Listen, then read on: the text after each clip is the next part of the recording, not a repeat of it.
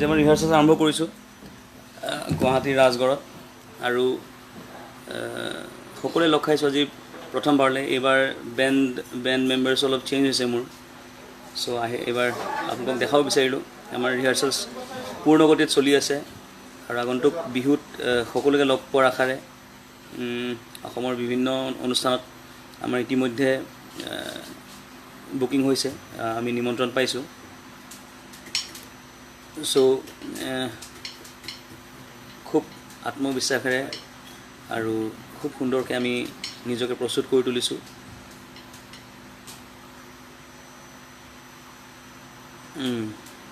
Hello' ইতিমধ্যে সংযুক্ত হৈছে কেইবাজনো।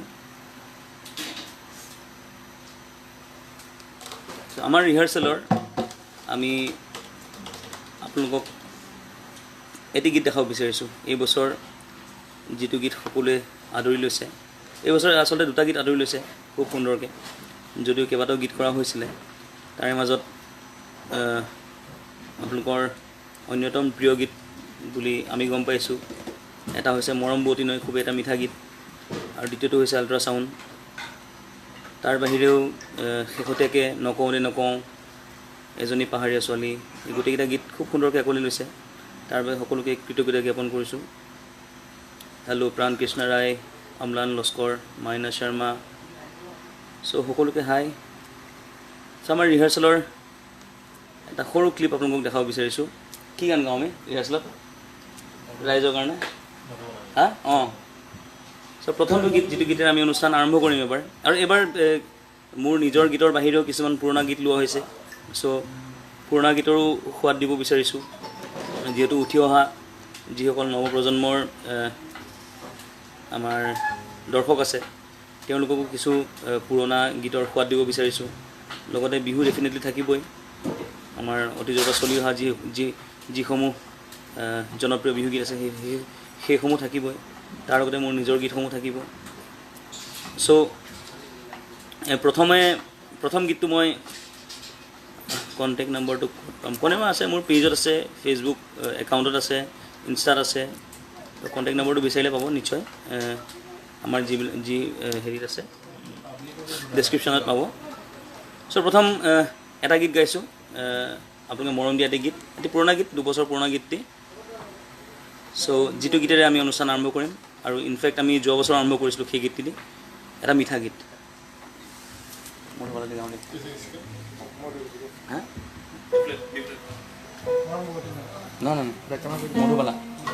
হেৰি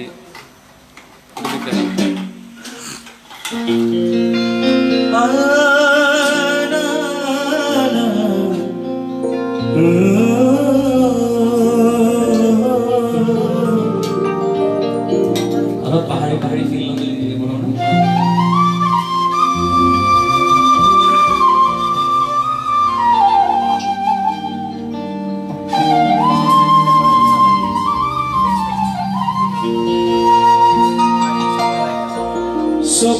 চকুৱে নুচাই সোমালা মোৰ বুকুতে,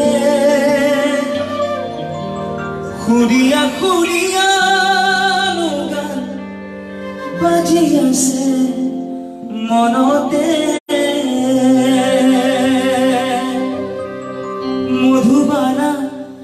মধুবালা বুলি দিনে ৰাতিয়ে,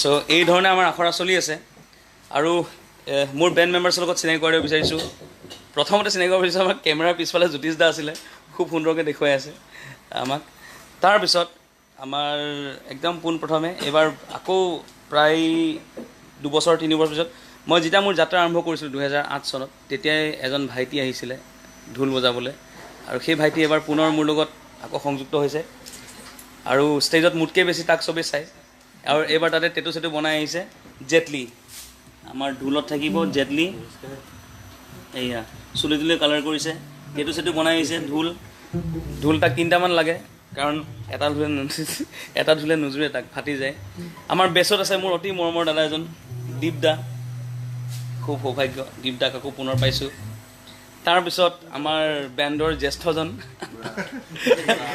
বুঢ়া নহয় আচলতে কাৰণ আমাৰ বাঁহীবাদক সদায় য়ং কাৰণ কৃষ্ণই যিহেতু বাঁহী বজাইছিলে চব গোপীক পাগল কৰিছিলে এতিয়া প্ৰদীপ দাই গোপী পাগল কৰে নে বোৱাৰী পাগল কৰে নাজানো মঞ্চত চ' প্ৰদীপ দাক পাইছোঁ এইবাৰ খুব সৌভাগ্য আমাৰ খুব আচলতে ব্যস্ত মিউজিচিয়ান আমি ৰিহাৰ্চেলত সময় দিছে এবাৰ পাইছোঁ চ' থেংক ইউ প্ৰদীপ দা এইফালে অন এজন ভাইটি আছে খুব সুন্দৰ পাৰ্কাশ্যনিষ্ট লক্ষী থেংক ইউ আৰু এইফালে যাওঁ খুব ক্ষীণমিন মানুহজন আছে আমাৰ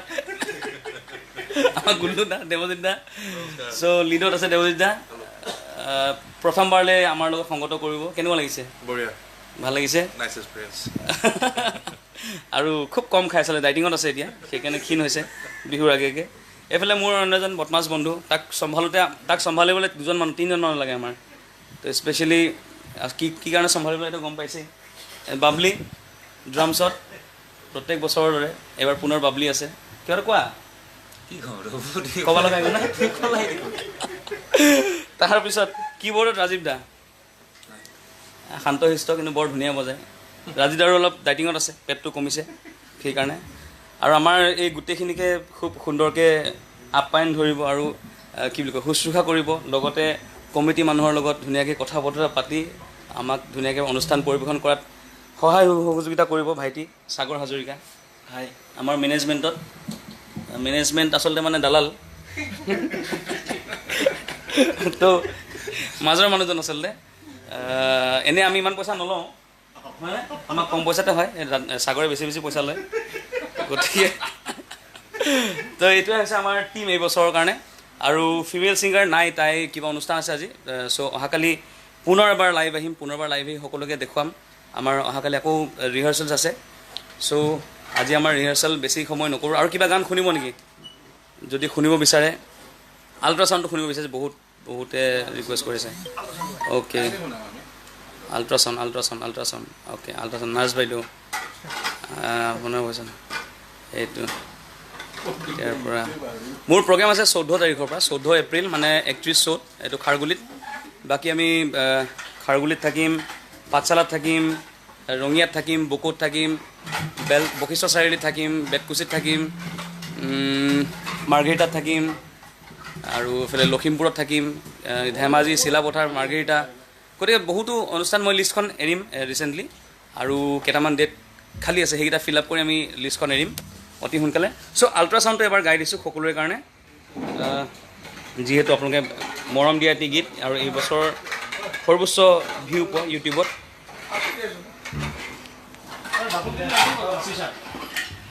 আৰু যিহেতু আজি আমি ৰিহাৰ্চেল, গতিকে অলপ খেলি মেলি হৈ আছে আমাৰ। চ' এইখিনি এডজাষ্ট হওঁতে টাইম লাগিব। আৰু বেণ্ডটো এবাৰ আমি গোটেইখিনি নতুনকৈ লগ পাইছোঁ গোটেইখিনি। চ' শুনি চাওক আল্ট্ৰাচাউণ্ড।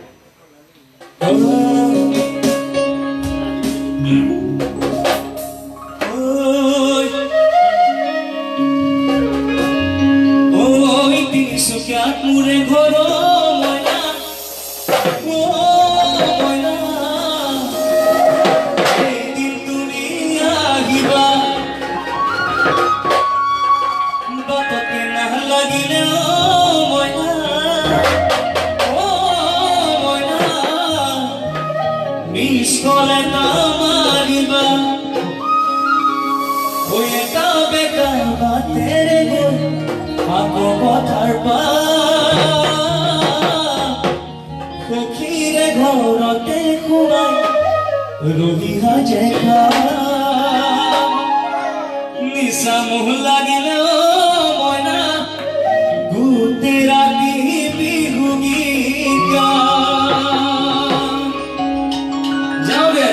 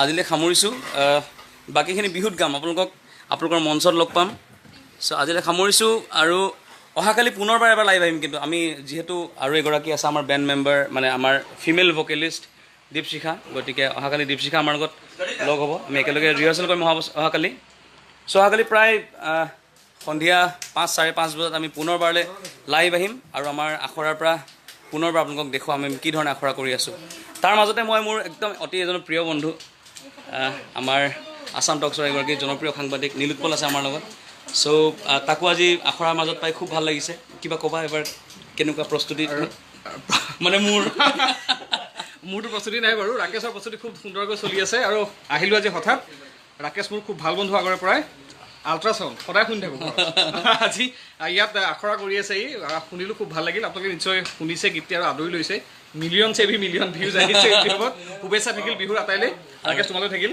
ধন্যবাদ নীলোৎপল আৰু এবাৰ আল্ট্ৰাচাউণ্ডৰ ৰিপৰ্ট লৈ আমি মঞ্চে যাম নিশ্চয় thank you all the best thank you so' much চ' আজিলৈ লাইভ ছেশ্যনটো সামৰিছোঁ পুনৰবাৰ ধন্যবাদ জ্ঞাপন কৰিছোঁ সকলোকে অহাকালি 5-5:30 বজাত পুনৰ লাইভ আহিম চ' সকলোৱে চাব আমাৰ আখৰাৰ পৰা live thank you and love you all bye by